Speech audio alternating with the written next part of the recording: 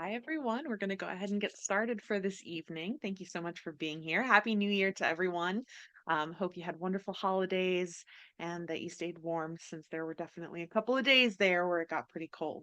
Of course, there were also a couple of days where it felt like spring. So I guess that's just Ohio for you. So we've got a pretty full agenda this evening. Lots of good stuff to kick off the year. First and foremost, I'd just like to welcome our two new board members. So we have Dan, who will be filling the seat of treasurer, who starts this evening. Eric, our previous treasurer, will be presenting the report tonight, just as we make the transition. But Dan is here as well, and we have Zach, who is our new member at large. So say hello to both of them. You'll hear from both of them tonight in one way or another. Glad to have them on board.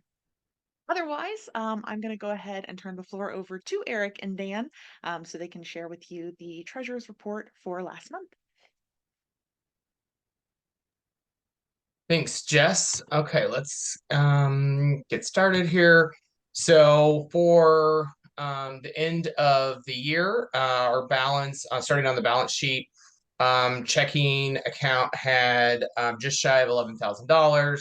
Savings account had just over $12,000, and petty cash and other than the general fund, the rest of the funds and grants balances stayed the same from November. Any questions on the balance sheet? Okay, we will switch over to, sorry, I've got to,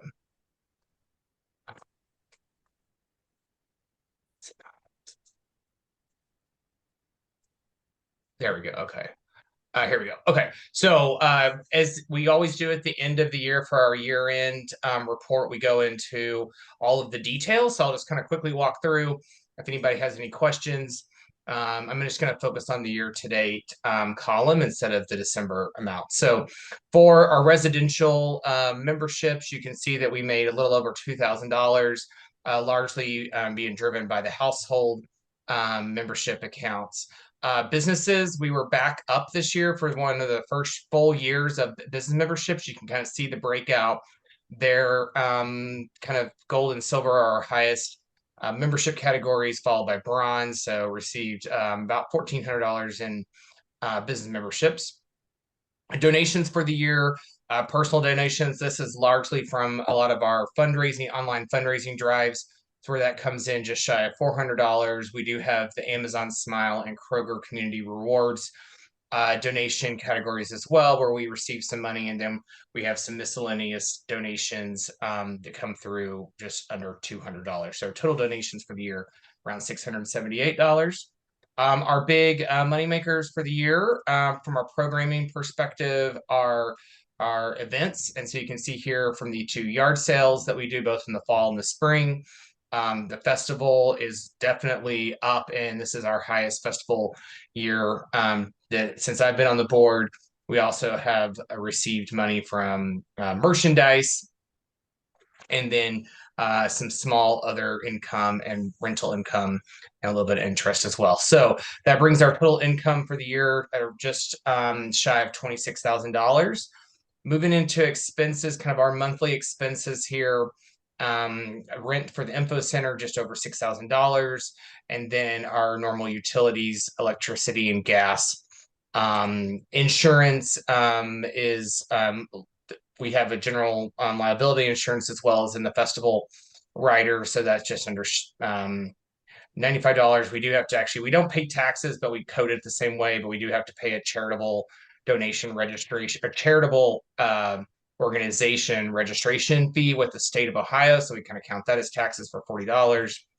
Some office supplies, miscellaneous supplies, our advertising expenses, which is largely on Facebook.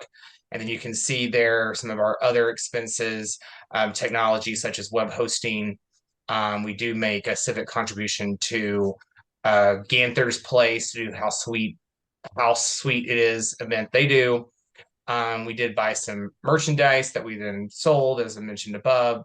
And then we've got some grant or fund expenses, like when we issued the scholarship fund that came out of the grant expense, and then the expenses put on the festival. So total expenses for the year just over $23,000, which brought us to actually being in the black this year. So we did actually profit around $2,500 for the year. So it's been a positive year from a finance perspective. Any questions on either the balance sheet or the income statement, excuse me. All right. Well, that will be me signing off. Next month, you'll have to listen to Dan give the reports from now on. So thank you, everyone. It's been a pleasure. And definitely you're in good hands with Dan for sure. Thank you so much, Eric. And thank you, Dan, as well. All right, we're going to move right into our zoning items. So we have two variance applications this evening to hear. I'm going to turn the floor over to our zoning chair, Tate, to introduce them, and Tate will get started with Front Street. Great, thanks so much, Jess. Just to kind of go over the process here, we'll have 5 minutes for the applicant to share, and feel free to share your screen to our presenters this evening to share their presentation with you all. And we'll have 5 minutes to go over any questions that you have, and we're just going to focus on the questions at that time, and then we'll have another 5 minutes to answer all those questions that we so we're going to keep that time frame. As Jess said, we're going to start with 1251 South Front Street. Looks like we have Matthew Simon and Jack Reynolds who are presenting. I will give the floor over to you. Feel free again to share your screen. I'll start and give you some background. The BZA number is BZA 23-141. Property, as Tate said, is 1251 South Front Street. This is an instance where the owner, Matt, was doing what he should be doing, doing a change of use for his property. I think that the prior tenant was like an asbestos removal contractor. And so Matt is looking at bringing his dry cleaning operation to this site. He currently has 5 other locations where he collects his dry cleaning, and he wants to bring it back to this site to do the dry cleaning. So it is not a site where anybody would drive to. It would be only his employee and a manager. So when Matt went down to do the change of use, the site compliance was submitted, and unfortunately, this 1951 or 58 building, the building was built in 1958. There were a number of shortcomings, and so we are requesting 5 different variances. And let me see now. I'm challenged, so I will see. Can I share? Let me You see if I can, can. yes. We'll find out if I set this to Tate just to be on the safe side.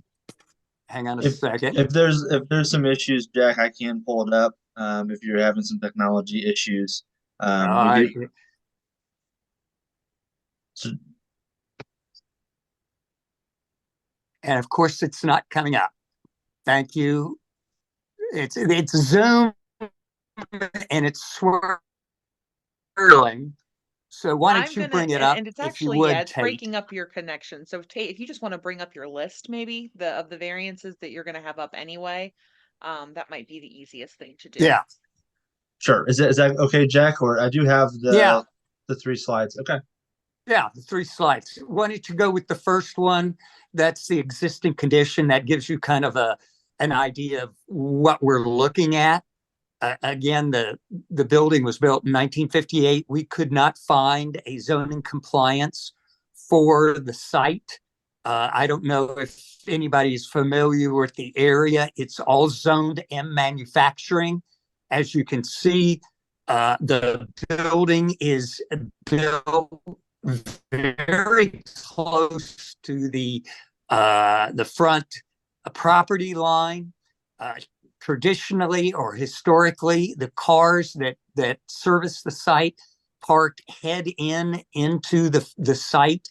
And what we learned when we went through this process is that the cars were parking out in the right of way. So the next slide, which is the list of variances, and of the 5 variances, 4 of them are conditioned on the existing location of the building on the site. The first one is to allow cars to maneuver in the right of way, which is there, unfortunately. The second one is the parking setback should be 25 feet, and we're requesting from 25 feet to 0 because it is at one of the corner of the buildings where we're trying to locate parking. It is 0. The parking space size, we're asking that at least one of the parking spaces be reduced from 18 to 14 in depth.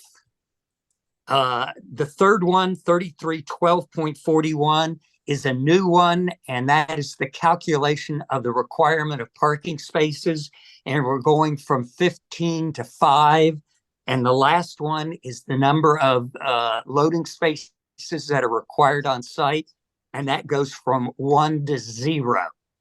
And if you'll go to the next slide,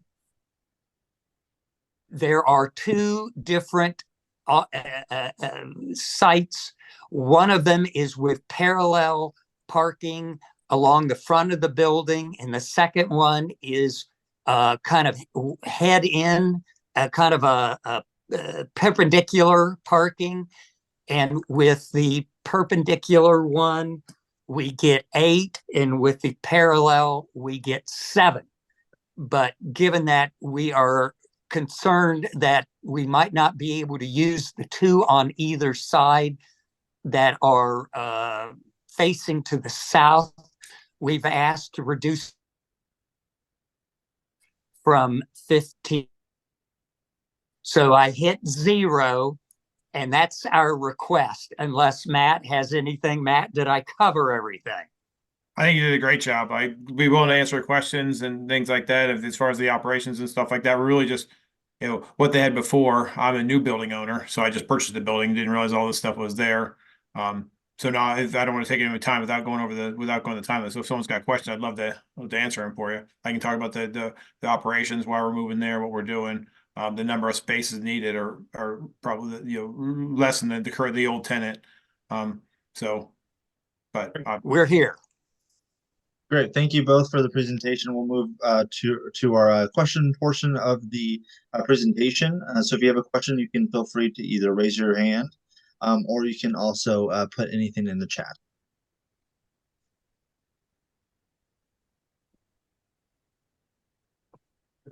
And for those of you who are ready to vote, I've posted 2 links to chat. The first is the link directly to the ballot for this item. The total of 5 items listed, you'll see those on the screen, and those will be mirrored in the ballot. And then if you have not yet renewed your membership for 2024, or if you aren't quite sure, there's also a link there where you can check to make sure that you are an active member and that you'll be able to vote this evening.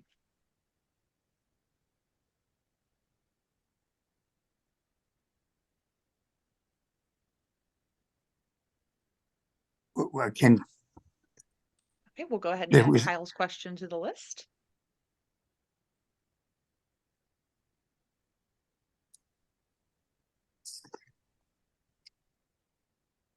All right, any other questions, folks, before we move on to the answer period?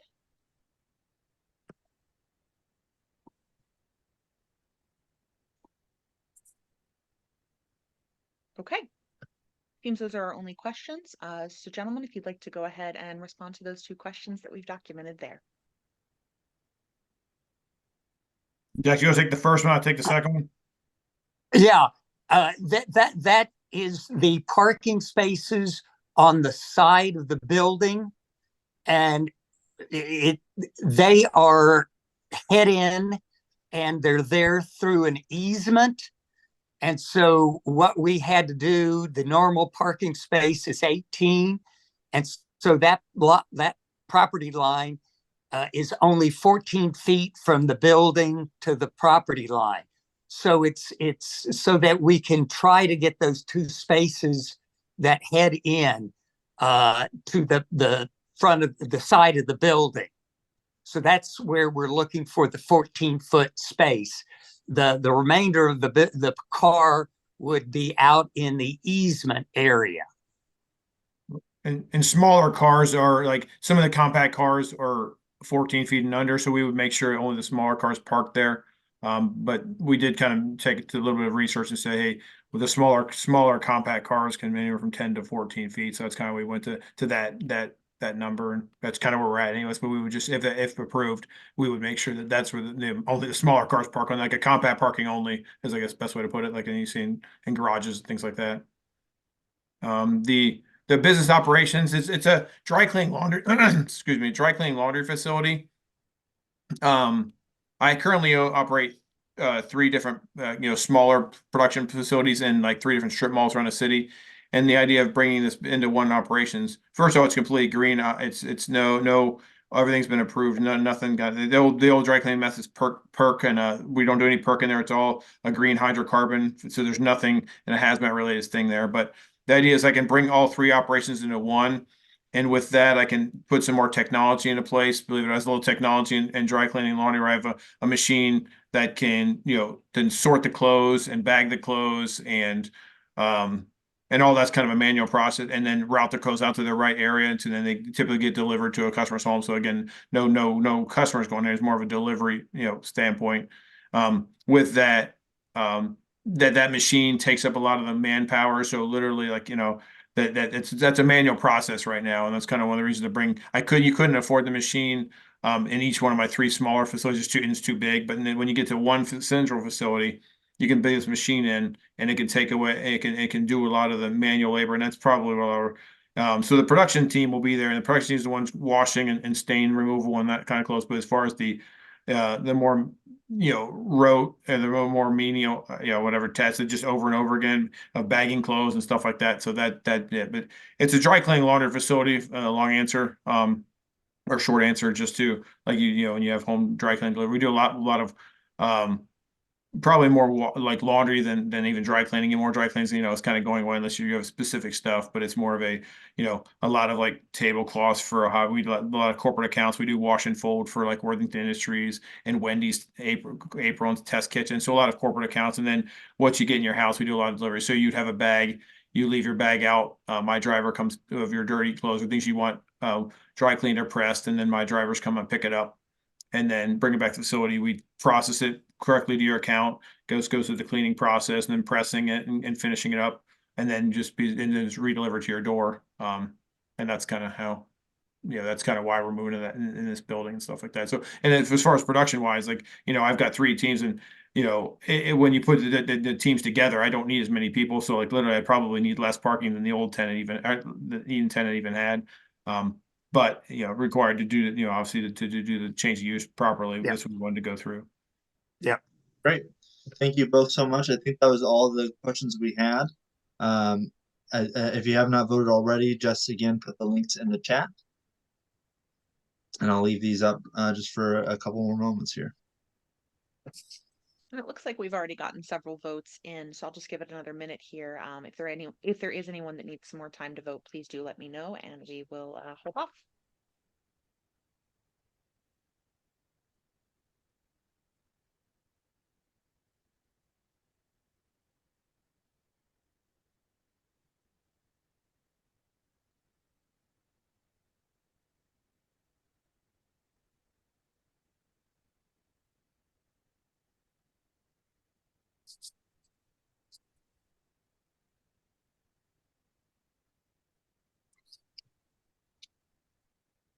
Okay, is there anyone still voting? All right, in that case, I'm going to read the votes here. And just a reminder, after the meeting, we will read the numbers out now as far as what the votes are. However, we will double check and verify membership after the meeting. So if there are any discrepancies in voting that did not have membership voting rights, we will remove those from the final count before submitting them over to the area commission and city. Okay.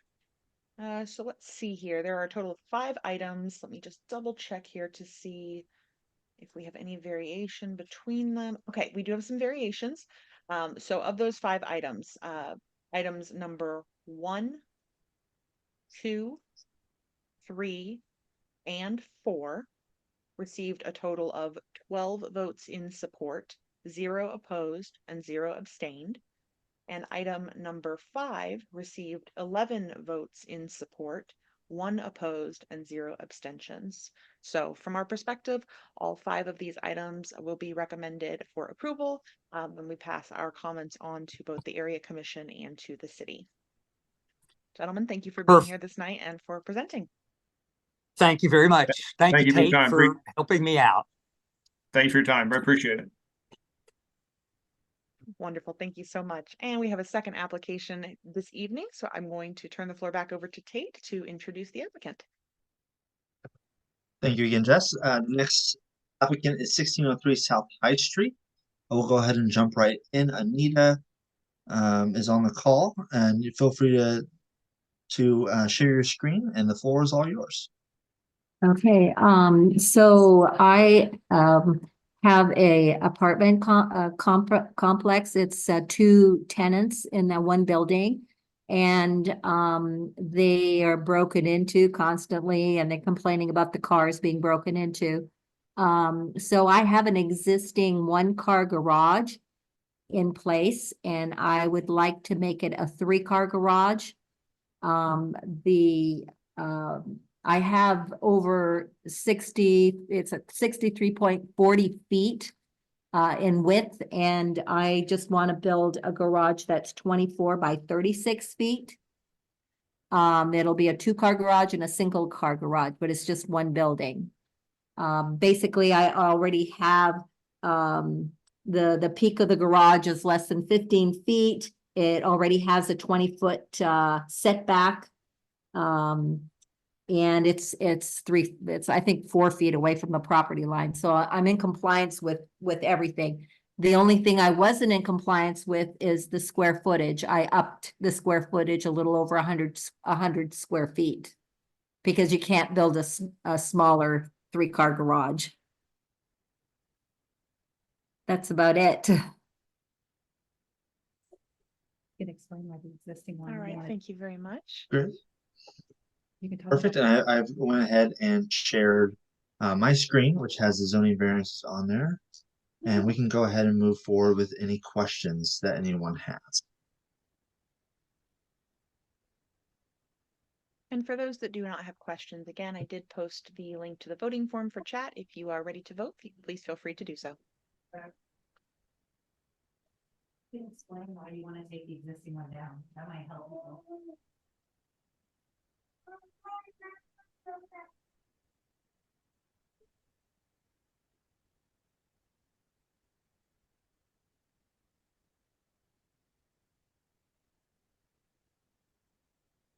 You're not seeing any hands raised or any comments here in chat. Does anyone have any questions they'd like to ask before we move on to voting?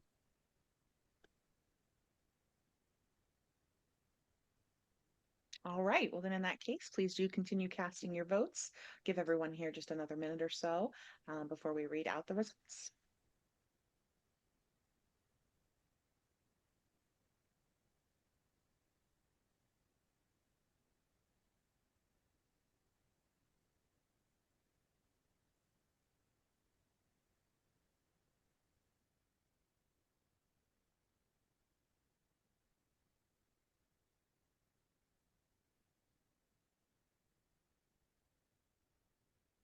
All right, votes came in pretty quickly, so I'll go ahead with that. It looks like we have a total of 14 responses, 14 support, 0 opposed, and 0 abstained. So again, this recommendation will go forward to the City and Area Commission as in favor from the Merion Village Association. So Anita, thank you for joining us and presenting, and thanks everyone for participating. Thank you very much. Have a wonderful evening. Thank you. You too. All right, folks. So before we get into the rest of our agenda, we actually have the project team from 42 West Jenkins Avenue with us. They presented previously for a project that they are building several months ago, and the MVA did review it at that time and recommended approval of the same. So they are just here to give us a quick update. So Reverend Edgar, would you like to take the floor? Sure, I'll start. Thanks for the opportunity to provide an update. For any of those of you I don't know, I do live in Merion Village, a member of the association, and was the founding executive director of Community Development for All People. I'm retired now, but there have been some staff changes in the folks that run the housing area. So I've stepped back in to help a little bit in this transition. Also on the call this evening is Brittany Eddy, who's the person that's just been hired by Community Development for All People as the housing director. I think she has about 36 hours on the job now, but she's joined us. And then in just a moment, we're going to turn this over to Ryan Castle, who works for a group called Columbus Housing Network and is a group that we're going to partner with even more closely as we move forward on this venture. So as Jess indicated, it's the intention of Community Development for All People that does a lot of development of affordable housing on the South Side to take a property that we own at 42 West Jenkins. You all graciously previously supported a zoning change so that we could do multifamily development for affordable housing for folks in our community. In the time since then, some of our applications to a state agency called the Ohio Housing Finance Authority were not approved. And so we've been thinking afresh about how to put together the financing for the deal and what will be most beneficial for folks on the south side of Columbus. And so we've come to the decision to, again, partner with a group called Columbus Housing Network. And they specialize in what's known as permanent supportive housing. It's housing for folks who are the most vulnerable and at risk of becoming homeless. And it creates a lasting path to having a roof over your head, a key to your own front door. And so this is slightly different. Before we were talking about this as senior housing for lower income people.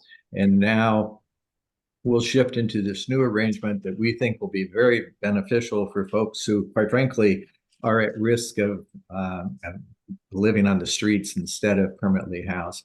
And we think that their expertise will help us get this project across the finish line. So if it's okay, I'll just turn it over to Ryan Castle at this point. Yeah, good evening. I'm Ryan Castle. I'm with, and this is a slight correction. A lot of folks get our name just a little bit wrong, but it's a Community Housing Network, Oh, not you're Columbus. right.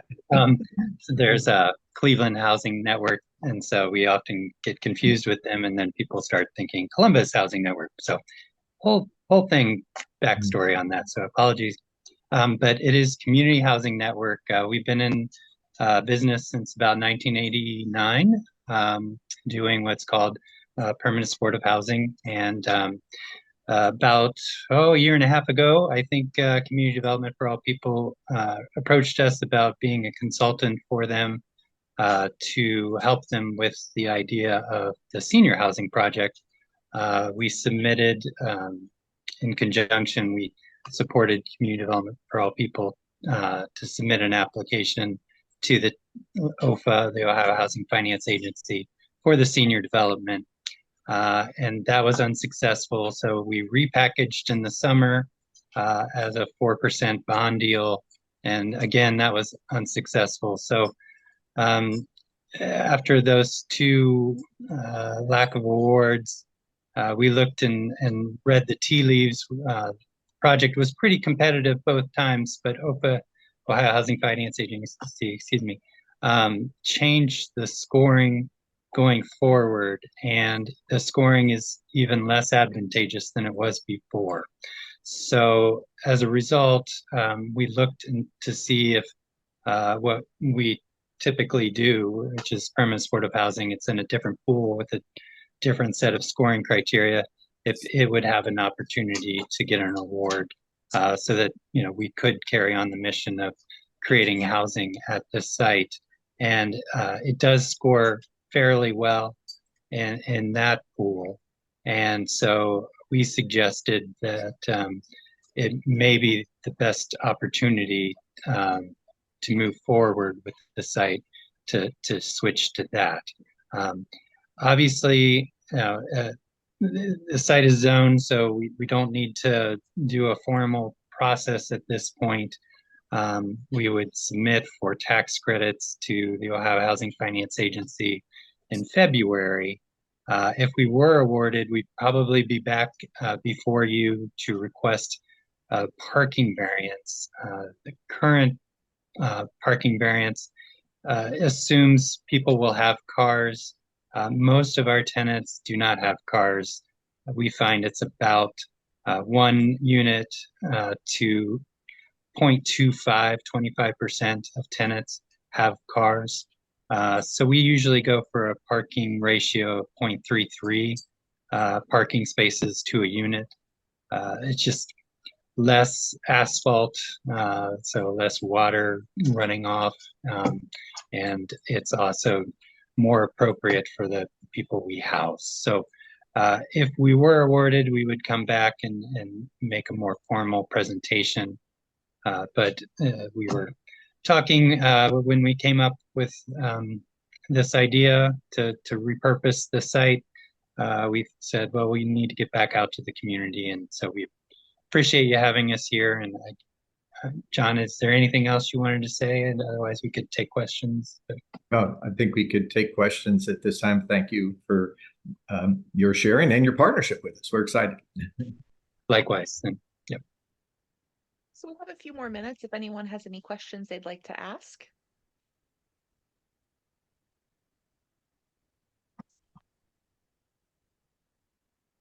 Okay, not seeing any hands raised, nothing in chat. Just want to make sure we give folks a chance before the team leaves us for the evening. Okay. Well, in that case, I want to thank the three of you so much for being here. We really appreciate you reaching out to us and proactively coming back to give us this update. It is not often we receive updates about projects that we've already reviewed. So we certainly appreciate hearing from you and look forward to hearing from you on what's next as you move forward in the process. Okay. Thank you very much for having us. Absolutely. Thank you again. Mm-hmm. Yep. Bye. All right, folks, we will move on to our next item here. We have some folks from the Steelton Village Project, if you're familiar with that, who have approached us about a letter of support for the Great Southern Metro Park and Scioto Trail Extension Project. It looks like Justin, you are here. Wonderful. So we're going to turn over for about 15 minutes. Justin's going to share some information with you about the letter. I'm going to also upload into chat a PDF of the letter that's been requested. One of our board members actually did have some comments and some potential ideas for a revision in that. So after Justin shares, we'll talk about the potential revision, and then we'll ask everyone here tonight with voting rights to let us know whether or not we should proceed with issuing that letter. So Justin, the floor is yours, and folks who would like to see the letter, we can certainly screen share it as well, but I will go ahead and put it in chat now. Perfect. Thanks, Jess. Good evening, everybody. Just as by way of recap, Justin McAllister, my company Fortner Upholstering occupies the fort. We moved into about 8 years ago now, and I've been slowly redeveloping that. And then on the west side of High Street in Merion Village, we now have accrued about 36 acres, which we are working to develop multifamily residential housing. And you guys have been generous with your support and the zoning requests that we have in, but that is different than the reason I'm here this evening.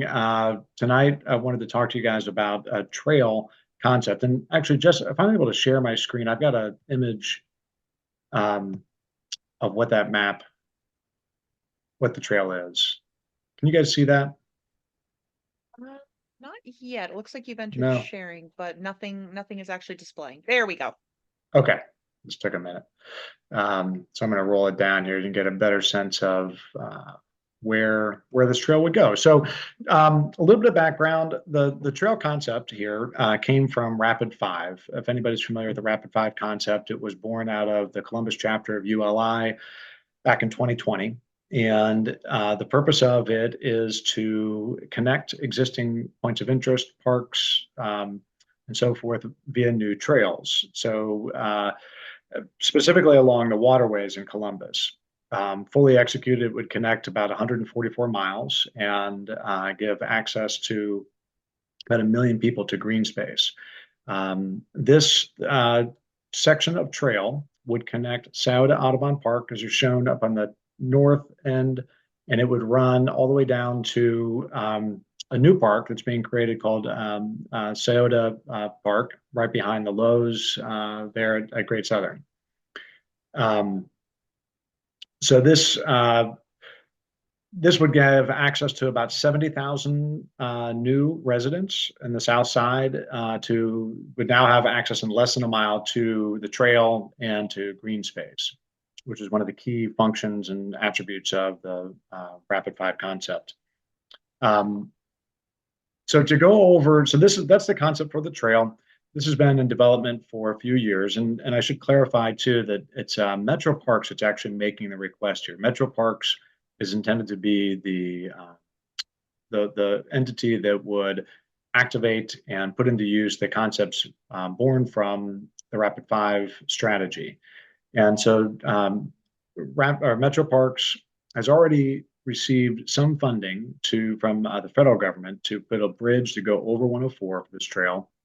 And they have received partnership from AEP, who owns a large strip of this land you see in the purple trail for power lines.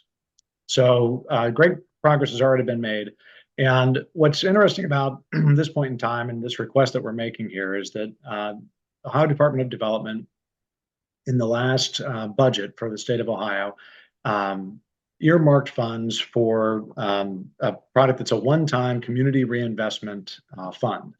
And it's a fairly significant fund, and it's open to public entities. And so Metro Parks is requesting funding through this one-time community reinvestment fund to get the necessary funds to complete the trail.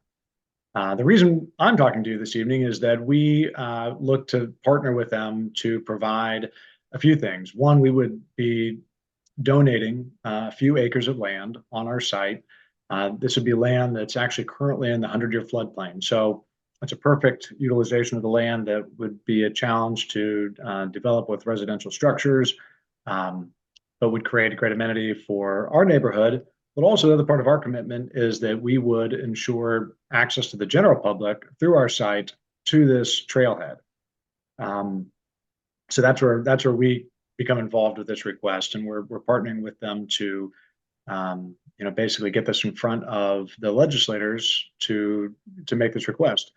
We have learned that an important part of the legislature's evaluation of these requests is understanding the community support that's around it. And that's why we reached out to request this letter of support so that we have something in hand to provide and show that there is support in the community to, in fact, install this new trail. Trying to think if there's anything else here. I think that's really the nutshell of it. I personally believe this would be a really great amenity for the entire neighborhood. And you can see a couple of points of interest that would, be stops along the way here. But once you get up to Scioto Audubon, of course, they're connected to all the trail systems that go north of there. I know that a future plan of theirs would be to connect across. I believe the plan is on Merion Road or Williams Road. That's it, to connect east and go all the way over to the Three Creeks area. So with that said, I'm happy to take any questions, or as Jess mentioned, we did provide a template of a letter to try to make it easy for folks to just, kind of put in their name and sign a letter of support. But you guys are welcome to write any letter of your own wording or to edit what's been provided there as well. But I'm happy to go over any questions that you may have or comments on that. While Justin actually has that information available, before I bring up the letter in the actual language, are there any general questions about this, about the project, about what the request is? And then, of course, we will review the letter itself and discuss whether or not we will be proceeding. So, anyone have any questions?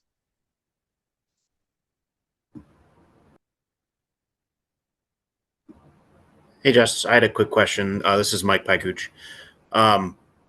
Was the trail there, is that a mixed use trail, like as in biking, walking, etc.? That is the intent. Yep. Perfect. Thank you. Mm-hmm. Question. Thank you. Okay, what I'm going to do, let me go ahead and just bring up the draft letter that Justin mentioned, and this is the letter that his team shared with us. Again, there is one portion that I'll let Zach touch on where he suggested that we potentially revise some language, and I'll let Zach talk about the details so that I do not misspeak. But this is the letter.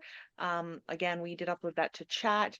The portion with the suggested change in language is just right here. So this is probably a good time since there's no active questions. Zach, do you want to go ahead and take the floor and just discuss your thoughts on this section? Sure, thanks. No, this is super exciting, super, I personally will be supporting this. There were just two things. One, whenever I see numbers and stats being thrown around, I always want to have citations. So wherever the percentages are coming from, I think, sending this out to the governor's office, I think it'd be great to have citations for those. So Justin, I don't know if you have those available that we could add to it. Yes, I'm sure we do. We're working with the Montrose group that helped orchestrate this and help advocate on our behalf. And they're the ones who reference that study. But that's a great suggestion to add as a reference there. And for that study specifically, and I'll drop it in the chat, but I also want to be careful when we're citing that study because it was talking about, and I read through, I posted the link for the article, but it's for the Maricopa County Regional Parks, which is the largest regional park system in the US. So I think we could adjust the language just because they're not saying that, every park is going to have a, 4 times ROI for every dollar. But I think to say we at least acknowledge that there will be some type of return on investment, and I can drop in, potential language there, but just wanted to be precise in how we're referencing that study. That's a great suggestion and a good point. I know, we're kind of reverse engineering our request based on what we know from their scoring. And, thankfully our state legislatures are concerned about ensuring that money that they invest into the neighborhoods has a positive ROI. And so we just wanted to be responsible to give examples of, why this would be a good investment for the community. But your point's well taken, that we want to be precise and not just, not general on it. So thank you for that. Thank you. Anyone else have any other questions, comments, or thoughts? If you are ready to vote on this and you are ready to vote on the letter with the revised language, the citations that were mentioned, which we will add, you can feel free to follow the link in chat and vote now. If you are not ready to vote yet, that is okay as well, but feel free to ask questions. Just leave the floor open here for another moment or so for anyone who'd like to wait.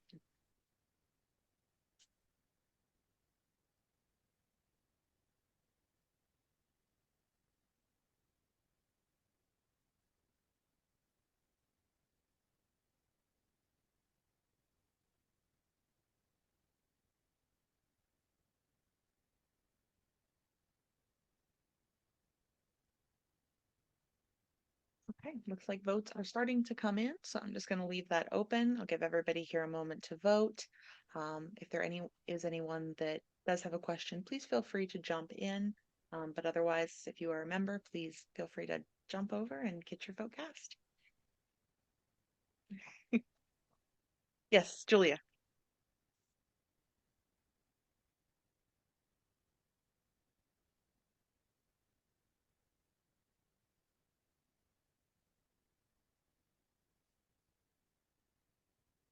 He's just posting a question to chat, and I will read that out as soon as it's posted, folks. If we want to have Zach's edits incorporated, does that still count as support? Yes. So what you are voting on is the letter that you see here. It is a letter that we will send with that change and the added citation, just to clean that up a bit and come from the association. Okay, votes are still coming in. Does anybody else need additional time to vote?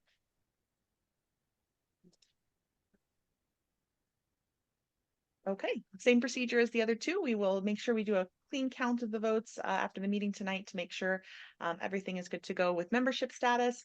but it looks as though we received a total of, check here, 13 votes, and all 13 are in support. None opposed and no abstentions. So it looks like everyone here this evening does wish for us to proceed with the letter of support, which we will do. So the board will clean this up, get this onto Merion Village letterhead, and we will issue it to the governor's office. So Justin, thank you so much for requesting this, for coming and sharing with us. And then if folks do have any questions about the project, can I just pass those along to you via email? Absolutely. Yeah. Perfect. And thank you to everybody for your support. We're hopeful to get this moving soon. It would be 2026 is the devised plan for installation, by the way. Be here before you know it. Yeah, that's right. Wonderful. Thank you again for being here tonight, and thanks everyone for participating in this. Thank you. Have a great night. All right, folks, we are moving right along here. Let's see what we've got next. So next on our agenda, as you may know, we held our elections as we do each year in November. Up for election at that time was treasurer, secretary, and member at large. Of course, I've already introduced you to Dan and Zach, who have joined us as treasurer and member at large. But at the time, there were no candidates for secretary. We now have a candidate who has been nominated for secretary role, David Hoyt, who was actually serving as our member at large 2 years prior, I believe, right, David? You served 2 terms? Perfect. So David has been nominated. There are no other nominations at this time, which means we will proceed with an election. It's essentially an election when there's a vacancy at the next meeting, and he will be running unopposed at that time. So David, if you just want to quickly introduce yourself for folks who may not have met you before. Hi, yes. Like Jess said, I've been member at large for the past 2 years. I've lived in Merion Village for like 2.5 years or so. So I got involved pretty quickly once I moved here.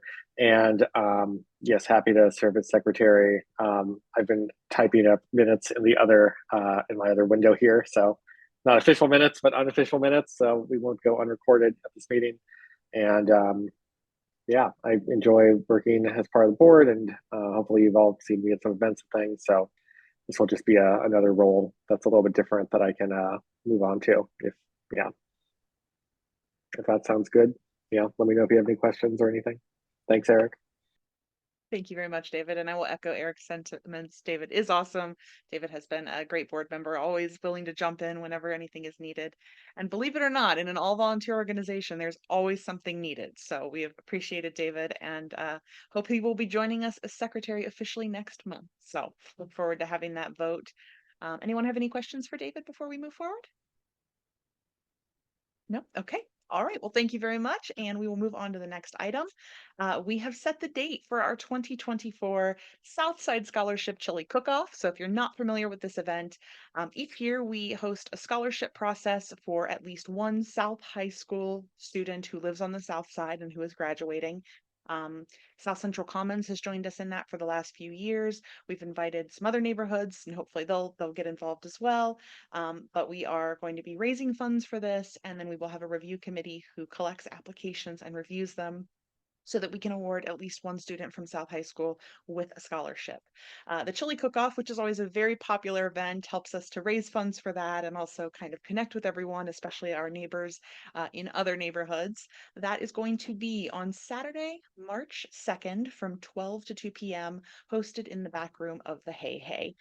We appreciate them for hosting us again. It's a great big space and keeps room for everyone back there. So really appreciate it. Looking forward to it. We'll have little awards for the winner of the meat and vegetarian categories. I believe we have a best overall winner as well. So looking forward to some competition there. I know we've got some past winners, at least one past winner in the meeting this evening. So hopefully they're going to be defending their title this year. But we hope everyone will join us. We're really excited about that event. Lauren, do you want to give an update on Scholarship Committee? I know you're just kind of getting that kicked off for the year. Yeah, hi everyone.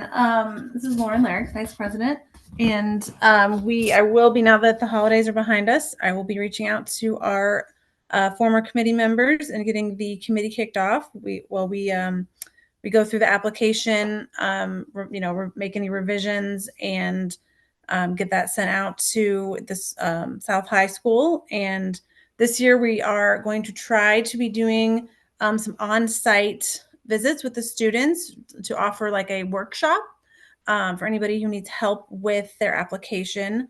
And so if there are anybody who is interested in volunteering either on the committee or to do the workshop, because it gets a little, if you're on the committee, you have access, you can see the application. So we kind of want to keep that a little separate.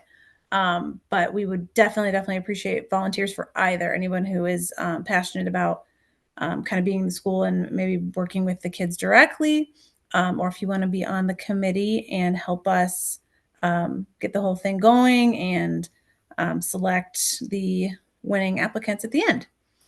You can let me know. You can email me at vp@merionvillage.org. Thank you so much, Lauren. All right, looking forward to that again. Hoping that this will be our biggest year ever for fundraising and applications. So fingers crossed. The next event I will talk about is the 2024 Merion Village Association Founders Day celebration. So last year we celebrated Founders Day for the first time, at least in recent history. I believe there was a celebration for the 25th, but this year will be the 39th anniversary of the Merion Village Association, and we are planning to host a celebration on Sunday, April 21st. Tentative time is 12 to 4 p.m. We are hoping to host a market with kind of local makers from here in Merion Village and the South Side. And we're going to host that event at the Century, which is an event space at the corner of Moeller and 4th Street. So if you're not familiar, the building where Bake Me Happy used to be was purchased and has been beautifully renovated. Jennings Java is, of course, going in, a coffee company. And they would kind of participate in this event as well. And then we would use the event space to host a market with some local makers. So we're still working through that process to see if that is possible, but that is our hope for this event. Either way, we will have some sort of celebration for Founders Day. Last year, we had kind of a champagne toast at the MBA Info Center, which we plan to do again this year, regardless as well. And we did kind of like a book exchange. So we'll have some fun things to do regardless, but we're very hopeful that the market will work out. So if you're interested in participating in that, just reach out to us, let us know. We're still working through some details of what that would look like, but hopefully it could be the start of a really nice additional annual event for us. So looking forward to Founders Day for sure. We'll also have our annual spring yard sale on the first Saturday in May. So that'll be Saturday, May 4th from 9 a.m. to 3 p.m. We will get the registration form for that launched here later this month. So if you live in Merion Village or you have a business that is located physically in Merion Village, you're welcome to register for our community map. If you're a member, that registration is free. And if you're not, it is $5 to participate. Otherwise, it is a great day, tons of sales. Typically, there are at least 50 sales around the neighborhood that day.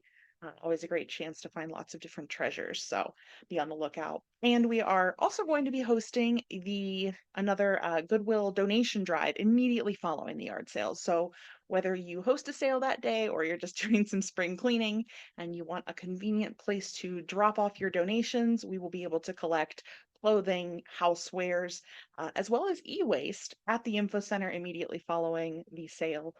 And all of those donations will benefit Goodwill. So excited to host that again as well.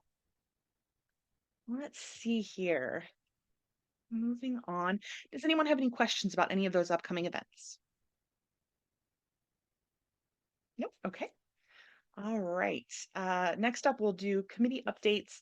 The beautification committee is currently sleeping. There's no one participating in those committees. So if you're passionate about a beautification project, anything really that just makes our neighborhood more beautiful, we'd love to hear from you.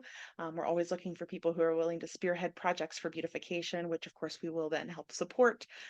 But just want to hear from folks who have a passion for a project and like to see it get off the ground. So as we get that interest, we'll come back to folks and see if we can get people involved in that as well. Nothing new for membership at the moment, except a reminder, if you have not yet renewed for 2024, it is the perfect time to do so. Whether you have a business membership or a residential, please do get your memberships renewed. If you were a member last year and have not renewed yet, your voting privileges will be suspended until you have renewed, and you will have until the end of February to renew and regain those voting rights immediately. Otherwise, there will be an additional 21-day waiting period after that date, and you'd be considered a new member again. So let's see here. Social. Mike, anything you want to talk about on social right now for time being? Yeah, I think we're just going to take a little hiatus from the happy hours, and traditionally in the winter, people are trying to be healthy in the new year and stuff. So not great attendance historically. So I think we'll probably pick up the happy hours this spring, or a little closer to spring at least. Sounds great. Thank you so much, Mike. And Tate, anything you want to share on zoning? I know you've been kind of keeping in touch with the changes that are happening with the city. I'm not sure if there's anything new you wanted to talk about.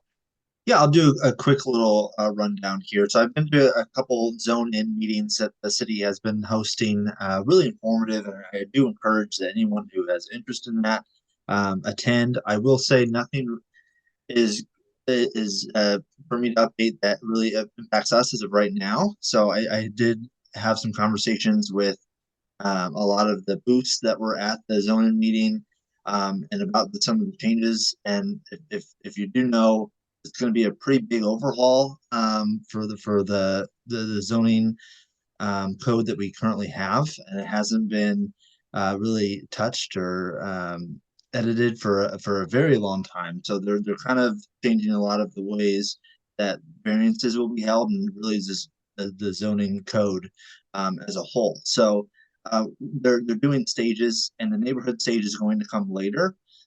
So I think that's when we'll really want to have some more updates. So just keep your ear to the ground. I will give you guys updates as they come in. And I also plan to have a speaker come at one of our later meetings.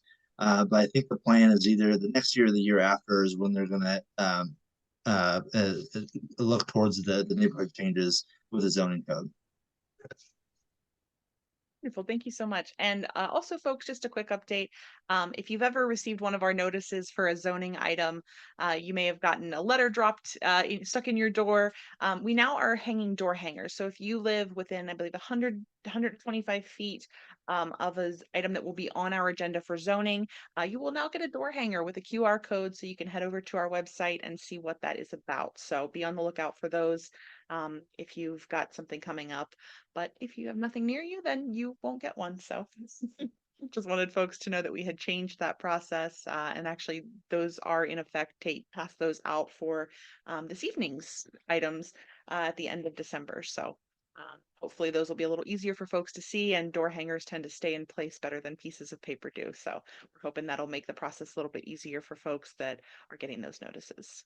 And thank you, Justin, the board, for being supportive of that change. I think it's I've heard some good things so far. So I think That that'll was be a a positive great change moving suggestion, forward. Tate. Thank you.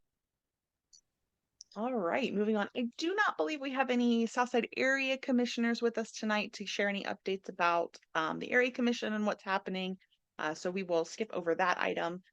Just a reminder again, community events coming up. Southside Area Commission has their next monthly meeting Tuesday, January 23rd from 6:30 to 8 p.m. at the Parsons Hey, Library. Jess, Yes. on that topic, can we formally reach out to our actual representatives? I know we've got a couple that actually live in the neighborhood, but we do have one formal representative. It's been almost a year since we've had an update from them, I and I have. feel like they owe us, maybe not every month, but something a little bit more frequent. So can we maybe formally reach out to them and ask Yeah. for some type of representation at upcoming meetings? Yeah, it's been quite a while, and I have reached out in the past. Although commissioners, do change from time to time. They certainly have elections as well.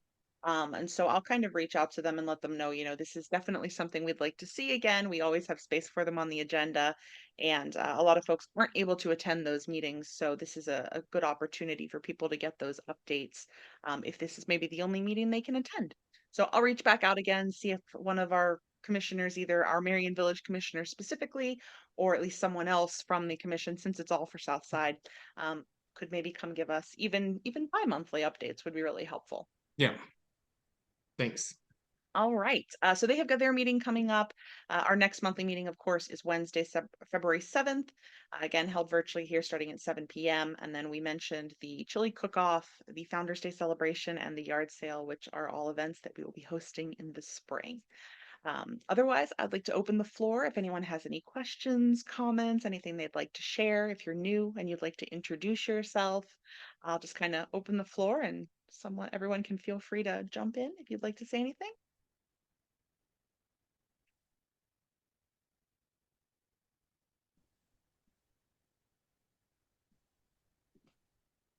No. Hey, Jess, this is Dave Humiston. Hey.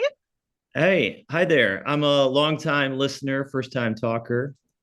I wanted to ask if this would be the right avenue to ask a question about the project going across the street here on Moeller Street, and it's the Ison Village. The address is actually Freebus. I have like just a general grievance about some noise nuisance due to the Tyvek that's loose on the structure. And I just was looking for some advice, any sort of recommendations you all might have, or could direct me somewhere to get some traction on this. I called the realtor and got in touch with the prime real estate broker for the property, and long story, but I'm not getting any traction, and haven't been given any other avenues to pursue. So it's just kind of stuck right now. So before I go any further, just would ask this group if you all have any recommendations, or can point me in any directions for recourse on that. As a fellow Moeller resident, I know your pain well, although you're much closer to it than I Yeah. am, so I cannot imagine, but it is nonstop with these winter winds. My recommendation would probably be there's not a great place for this because it's not a typical kind of noise ordinance violation, right? Where you might report like extremely loud music. Honestly, my recommendation might be to reach out to our Southside liaison from the city, Catherine Cull. She is phenomenal, and if she is not the person that can help, she can get us to that place.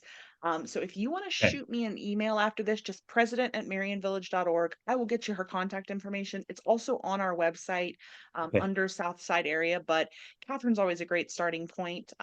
Hate to pawn off work on her, but she's great at her job, and she definitely helps get us to the right direction, because it is kind of a very specific issue that Yeah. I'm not sure I've ever had to help anyone track down a way to report something so strange. Right, exactly. And this is a specific example, but it would be helpful for me just to know, some avenues to pursue. So that's perfect, Jess. Thank you. Absolutely. I'll probably take that offline with you, and then Yep. work with her directly. So thank you. Absolutely. You know where to find me. And, of course, if this were a code violation or something, I would always just say 311 is your best bet. But Right. I Right. don't think a 311 approach would be appropriate here. So let's get you Yep. in contact with Catherine and hopefully get some resolution there. Perfect. Thanks so much. Absolutely. Anyone else have anything they'd like to share? Any questions? Anything to bring up? Okay, seems like that might be it. Make sure you join us next month so that you can vote for David as our new secretary. I'm sure he will appreciate that support. Otherwise, looking forward to seeing everyone at our upcoming events. We're really excited. It's going to be a great year. Can't wait to get some of those things kicked off. And we will get that letter of support out to the governor's office very soon. So everyone have a safe and wonderful week. Hope everybody again enjoyed your holidays, and look forward to seeing everyone soon. Thank you so much for being here tonight, folks. Thanks, everyone.